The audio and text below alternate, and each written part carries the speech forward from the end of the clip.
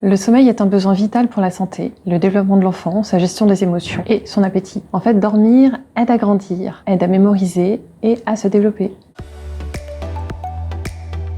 C'est LA question qui est souvent posée aux jeunes parents, alors qui peut parfois agacer et engendrer des frustrations. Le sommeil de l'enfant a un impact sur le bien-être de toute la famille et la relation parent-enfant pourrait s'en ressentir. Lorsqu'on est trop fatigué, on est physiquement et psychiquement moins disponible pour son enfant, moins patient, moins vigilant, d'humeur changeante. Et cela est normal, il faut accepter qu'on ait des limites. Mon enfant ne dort pas. C'est un sujet d'inquiétude important pour les familles. Mais finalement, cela ne veut pas dire que l'enfant ne dort pas du tout, mais juste qu'il ne dort pas comme les parents l'attendraient. Savez-vous ce que c'est un enfant qui fait ses nuits? En fait, c'est un bébé qui va dormir de 5 à 6 heures d'affilée. C'est pas tant que ça, hein. Donc ça peut être de 22 heures à 3 heures du matin. Par exemple, on va facilement imaginer, voire même attendre de son enfant qu'il dorme comme nous. Pourtant, ces cycles de sommeil sont très différents de ceux d'un adulte.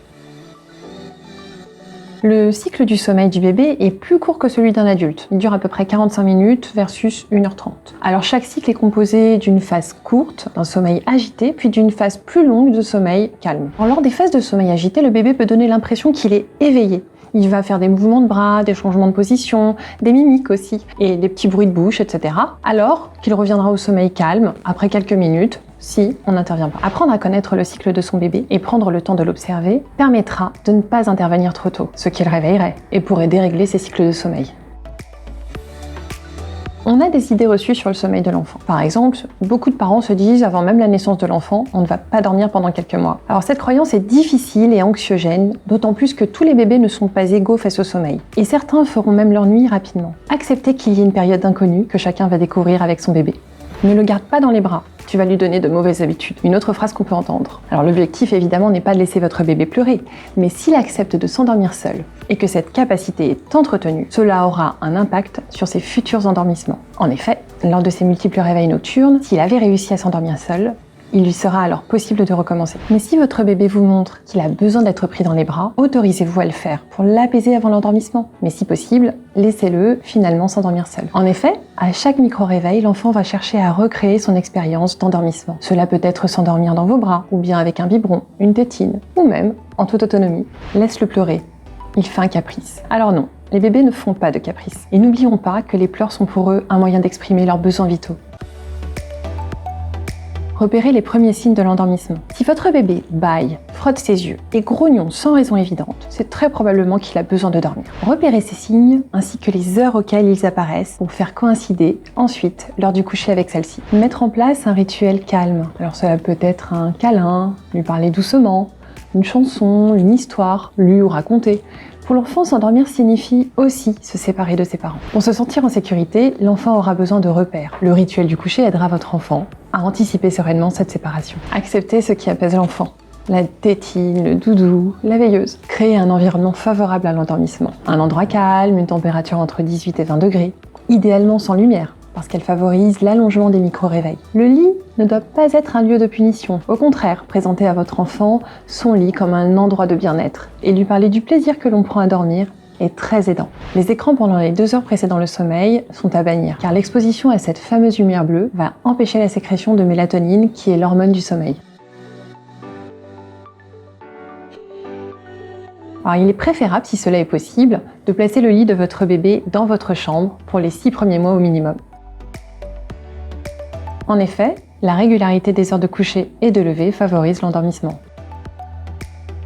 La tétine comme le pouce sont utilisés par votre enfant comme des aides à l'auto-apaisement. Cela facilite la transition de la veille jusqu'au sommeil. Si votre tout petit est habitué à l'utiliser, elle l'aidera à s'endormir. Mais si votre enfant ne manifeste pas de besoin de succion, vous pouvez très bien vous en passer. Alors cela peut arriver si la sieste de l'après-midi est vraiment trop tardive. Cependant, la sieste du matin et du début d'après-midi, voire même celle de fin d'après-midi pour les vraiment tout petits, ont des impacts positifs sur l'humeur et le comportement de l'enfant. Un enfant qui n'a pas assez dormi peut être extrêmement énervé, agité en fin d'après-midi, en fin de journée, et avoir même du mal à trouver le sommeil du soir. Attendez avant d'intervenir, car votre enfant peut souvent parvenir à se rendormir seul. Par contre, si les pleurs persistent, c'est certainement qu'il a finalement besoin de vous. Alors si l'alimentation est insuffisante ou même déséquilibrée, elle peut avoir un impact sur le sommeil et entraîner des réveils fréquents, voire même précoces le matin. Dans la mesure du possible, il est intéressant de dissocier le biberon de l'endormissement, car le bébé pourrait considérer que boire son biberon lui permet de s'endormir, et il chercherait à retrouver ce rituel à chaque micro-réveil. La durée du sommeil varie d'un enfant à l'autre. Si votre enfant est attentif, qu'il est calme, de bonne humeur, globalement entre 16 et 20 heures, c'est qu'il a assez dormi. A l'inverse, on peut repérer qu'un enfant n'a pas assez dormi s'il n'est plus attentif et très agité en fin de journée. Tous les enfants ne sont pas égaux face à l'acquisition du sommeil. Tout comme on ne peut pas forcer l'apprentissage de la marche, on ne pourra pas forcer l'apprentissage du sommeil pour l'enfant. Cela vient avec le temps et est assez imprévisible. Et c'est aussi vrai que ça peut être frustrant pour les parents. La clé reste l'observation du rythme de votre enfant, de sa façon de s'endormir ou de manifester sa fatigue. Alors cela vous permettra de l'accompagner avec bienveillance, progressivement vers un sommeil de qualité et un endormissement autonome. Rassurez-vous, tous les enfants apprennent à dormir un jour ou l'autre.